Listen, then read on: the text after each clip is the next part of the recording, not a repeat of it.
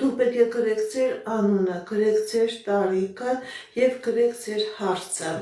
անձնական ոլորտ, ֆինանսական ոլորտ, նեգատիվի, թուղթուգրի առկայություն, ես նման հարցերով նույնպես սիրելիներս նման հարցերին նույնպես պատասխանում եմ, ես տեսնեմ, որ ձեր խնդիրը, ձեր պրոբլեմը դա կապված է թուղթուգրի հետ, կապված է ինչ-որ նեգատիվի հետ, ես դա նույնպես սիրելիներս